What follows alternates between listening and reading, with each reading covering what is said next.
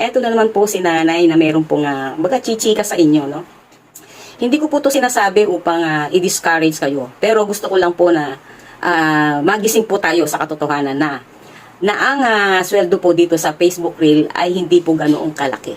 No po? Hindi po ganoong kalaki. Kaya wag po tayong magkandara pa. Wag po tayong magkandara pa na magkaroon ng maraming followers. No po? Kasi po, ang iniisip po ng iba, crab mentality, maraming followers, akala nila magkakaroon sila ng sweldo. Hindi po totoo yun. Natatawa lang po ako, no?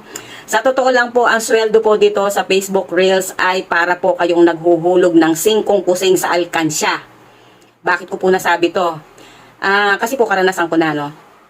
Kasi po monetize po ako sa in-stream ads. Lagi ko po tinitingnan araw-araw. May mga views naman po ako, pero ang dumadagdag po ay sentimo lang. Sentimo, isang sentimong dolyar, magkano po iyon?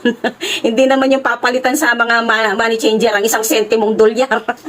So para po kayong naghuhulog ng ng singkong kusing sa inyong alkansya. Hindi pa per day yun, no? Hindi pa po per day. Bago nyo po makuha pa ang isang sentimong dolyar, bago nyo pa po makuha, kailangan po ay makabuo po kayo ng 10 cents para po mag $1 po iyon, ay para po maging isang sentimo. Kumbaga, ewan ko kung paano nila inaano yun, kasi sa akin, isang buwan na ako dito, sa aking in-stream ads, ang aking iipon ay $5 pa lang, $5 pa lang po, isang buwan na ako. So, eto, real talk to, hindi ako nagsisinungaling. Kung nakikita po ninyo yung mga big content creator, ang lalaki po ng sweldo nila. Niisip niyo po ba nanggagaling po sa ads on Reels yun o kaya po ay sa in-stream ads? Never po, maling-mali. Saan po yung nanggagaling? Doon po sa mga naghahagis po ng mga libu-libong star. Dahil ang 10,000 star po ay katumbas po ng $100.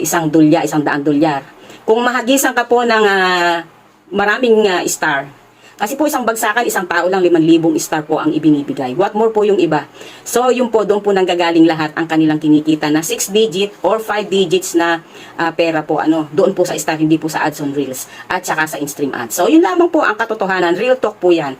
Mag-isip po tayo, no? Huwag po tayong umasa. Huwag po tayong umasa na malaki po ang kitaan dito. Napakaliit po. Sa totoo lang. So, kung may mga iba po kayong priority, i-priority po ninyo. Huwag po kayong aalis sa mga trabaho ninyo para lang mag-Facebook Reels. Maling-maling decision po yun, no? So, yun lamang po. Pakishare na lang po ninyo ang video na to para magising po yung mga utak talangka. Salamat po!